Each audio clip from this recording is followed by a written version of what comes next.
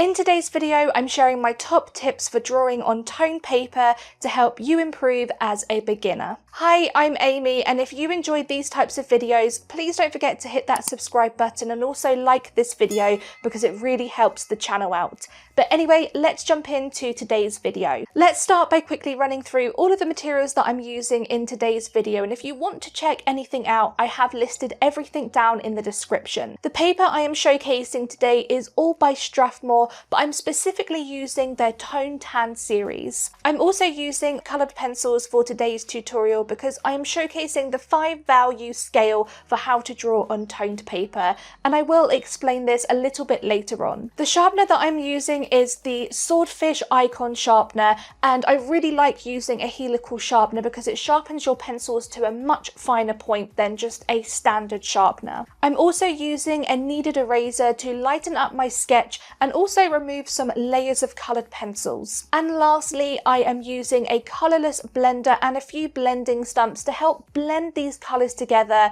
into the tone paper. When choosing the best type of paper for tone drawings, there's a few things that you want to consider. Firstly, it's important to use a good quality artist paper with good recommendations. Two of my favourites are by Sharpener and Canson because they are very good quality brands. There are also lots of different colour variations of paper to choose from, but the most popular are the Toned Grey and Toned Tan series. I think one of the reasons why a lot of beginners like to draw on toned paper is because you're starting with a mid-value, and so therefore it is easier to get in all of your highlights and shadows and create that contrast in your drawings. Toned paper generally has a medium surface texture, and so it is good for creating most drawings. I do find that on the whole it is a bit smoother compared to other types of paper, but as I said, you can still go ahead and apply a lot of your techniques and use this paper for most drawings anyway. Lastly, when you're using toned paper, you want to make sure that it is at least 90 GSM or 60 pounds, that it's thick enough to be able to handle lots of layers of coloured pencils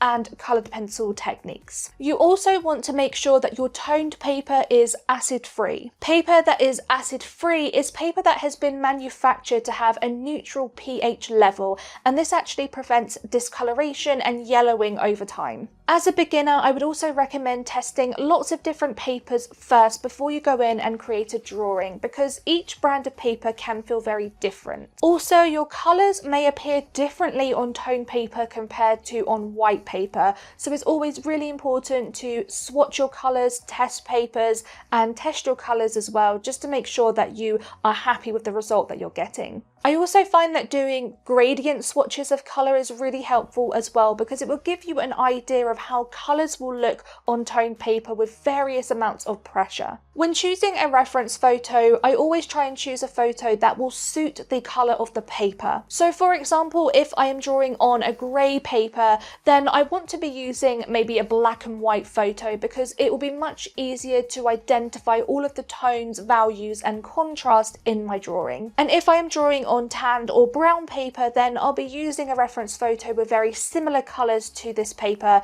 for example sepia colours. And if I'm using a reference photo that contains a lot of colour in it, I will spend a bit of time in Photoshop just adjusting that photo. And what I'll be looking at doing is adjusting some of the colours and also the values and contrast as well, so that it suits the toned paper a little bit better. The thing that you need to remember with toned paper is that you want some of the colour of the paper to show through the drawing, unless of course you are just using the toned paper as more of like a background for a drawing. I would also recommend as a beginner to take some time before you draw, analysing the reference photo and really picking out where all of your highlights and shadows are and breaking that reference down as much as you can, because this will help to simplify the drawing process for you. You can also create some colour swatches which you can hold up against the reference photo, and it will help you pick the right colours for your drawing. And remember that when you are drawing, it's important to look back at your reference photo every 5 to 10 seconds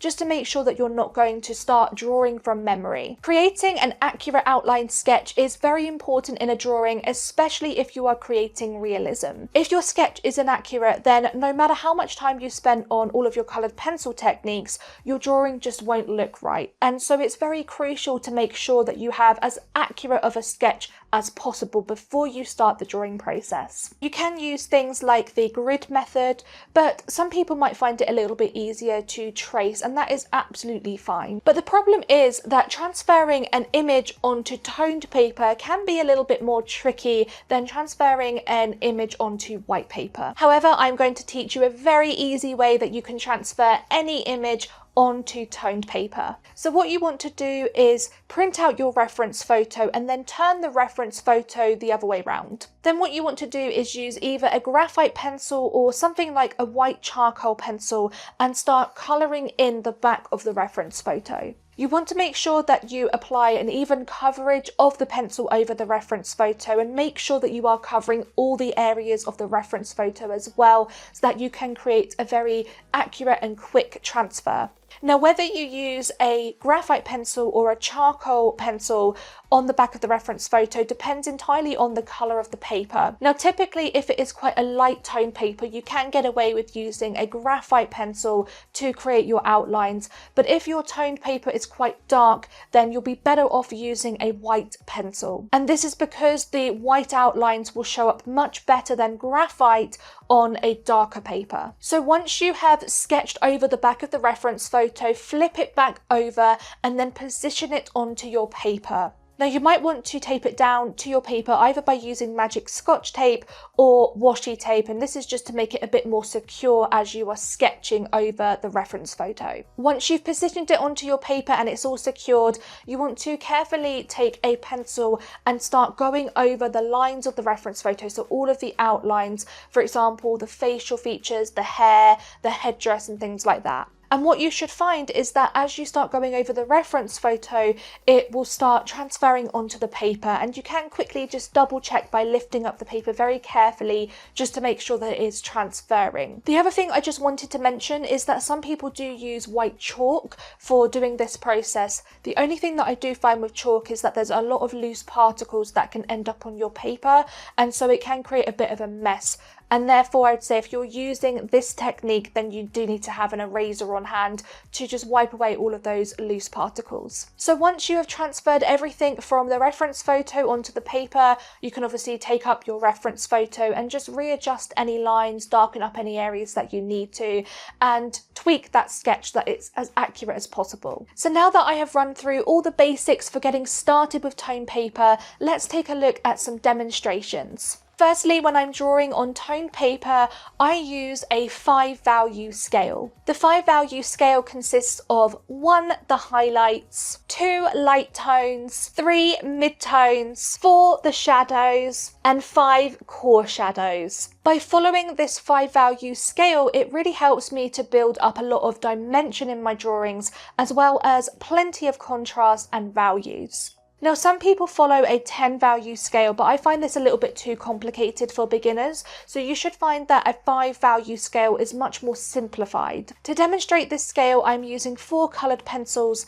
and value number 3, which is our midtones, will be the paper. Each colour that I'm using represents the highlights, the light tones, the shadows, and the core shadows. And to demonstrate this 5-value scale, I will be drawing a circle. Highlights are the lightest part of the drawing, where the light source directly hits the subject. For example, this may include areas such as the eyes, the forehead, and the cheeks. Highlights are important because they emphasize form and texture and help to build up a lot of dimension in your drawings. Highlights also help to guide the viewer's attention to the main focal points of a drawing as well. And they also create a lot of contrast between your darkest shadows and areas in a drawing. Before I start drawing, I really take some time to analyse the reference photo first and really pick out where the highlights are in the photo. I spend a little bit of time in Photoshop doing this, and I also make a lot of notes as well, and I will literally circle areas where the highlights are so that it helps me to break the reference photo down and know where the highlights are when it comes to drawing. When I start drawing, it's really important to preserve my highlights as well, because it's very easy to lose them if you go in like very heavy-handed with colours, or you go in with a lot of darker colours as well. And if you don't take these initial steps to preserve your highlights, then they can become very lost and really hard to redefine later on as well. And at the end of my drawing process, I always take a little bit of time at the end to redefine my highlights and try and make them pop. Light tones are essential for creating the illusion of depth and form on a surface. They help to build composition and establish focal points in a drawing, and it's really important to make sure that you include them and don't leave them out. They also help to ensure a smooth transition between your highlights and your midtones as well, rather than having just that abrupt change between a highlight and midtones. By adding in your light tones, you also add a lot more dimension in your drawings because you're incorporating a lot of tones, whereas if you just had highlights and shadows, the drawing would look very flat. The light tones in a drawing are also amongst some of the lightest areas where the light source will be hitting the subject. And this might include areas such as the side of a face in a drawing. Midtones are transitional values and they help to transition your colours from the lightest to darkest areas. For this demonstration of the 5-value scale, our paper is acting as our midtones. Midtones are important because they create depth and dimension.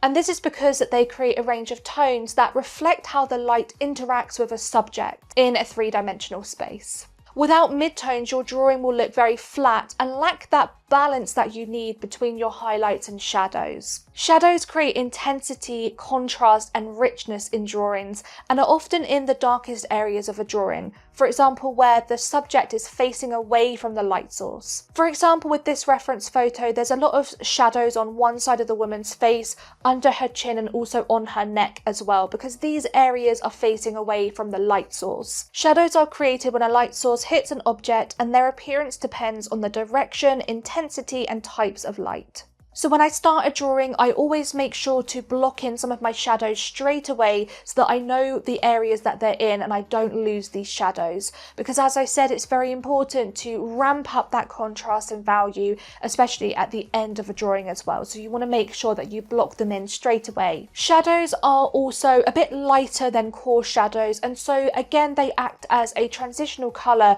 between your midtones into your core shadows. Core shadows are your darkest areas of a drawing where the light source is unable to reach. For example, this can include the edges of a drawing or where the surfaces meet.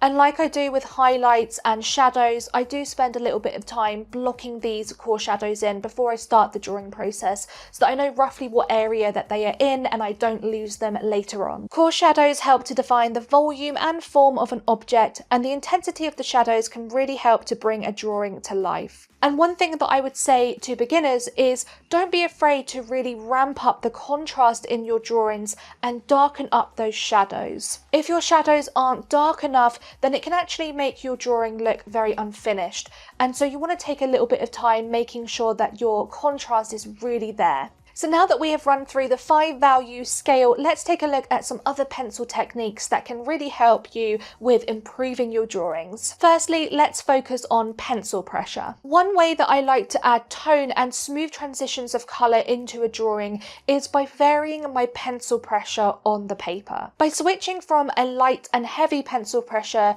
it creates a lot of tone in my drawing and those smooth layers of colour. To create lighter values of colour, I use a light pencil pressure, and one thing that helps me to create a light pencil pressure is by holding my pencil further back. When you hold your pencil further back, this actually helps you to loosen your grip on the pencil and you have less control over the pencil as well, so it's much harder to apply a lot of pressure. When I want to apply more heavy values of colour, I will adjust my hand position to hold the pencil closer to the tip. And when you hold your pencil closer to the tip, this allows you to have more control over the pencil and to apply a much firmer pressure. I also make sure that when I want to transition from one colour to another, I will slowly ease off the pressure with the first colour and then work in the second colour over the top and glaze this in to create a very smooth transition of colour. Working from light to dark is also really essential for creating that three-dimensional look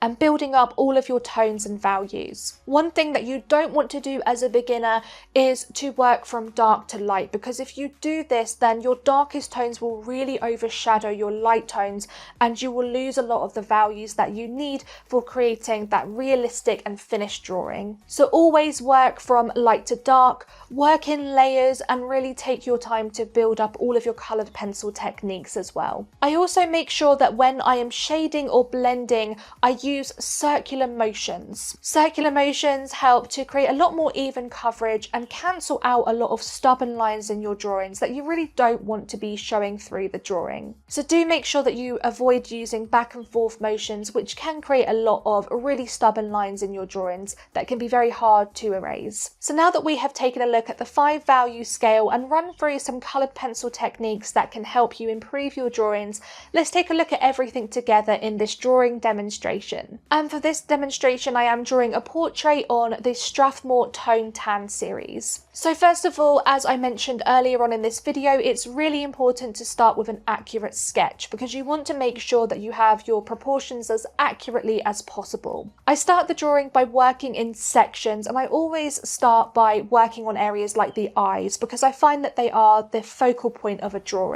And what I do as a first step is block in the main highlights and shadows in a drawing because, as I mentioned earlier on, you don't want to lose them later on if you haven't taken these initial steps. I then gradually start to incorporate some other tones, and I build up all of these tones by working in layers. I'm also being conscious to allow some of the mid-tone paper to show through the drawing as well, and to help me with this process I am referring back to the reference photo and also the 5 value scale as well. What's really important with the drawing is that you build up enough tone, value and contrast before you start blending, because once you start blending, it's really hard to go back in with your coloured pencils because you flattened the tube of the paper. I want to make sure that I have got in the main highlights, shadows, core shadows and tones before I start that blending process. When I start blending, I'm always conscious of my hand position. So if I want to blend very lightly, I will hold my pencil further back, and if I want to apply more heavy blending, I will hold the pencil closer to the tip. I also make sure that I blend in circular motions and I avoid using back and forth motions because, like I said, it will create a lot of stop and start lines in my drawing. And one thing to remember is that even if you want to use a firmer pressure on the paper to blend, you don't want to be using too much pressure to the point where it damages your pencils or your paper. To help me create a more seamless transition of blending, I will also switch between using coloured pencils and a colourless blender as well, and this really helps me to create that soft blending. And you'll also see me occasionally go in and use the blending stumps as well. These are just literally paper blending stumps. And once I have blended everything out, I always take some time at the end of the drawing redefining everything. So what I mean by this is really redefining all of my highlights, shadows, core shadows, trying to make that drawing look as realistic and finished as possible. So we are coming towards the end of this video now, and I really hope that you picked up lots of tips for drawing on toned paper. If you did enjoy this video, then please do consider subscribing to my channel and liking this video because it really helps me out, and I'd love to have you on board with all of my lovely subscribers. Don't forget that I will be back soon with a brand new video, but until then, keep creating. Bye everyone.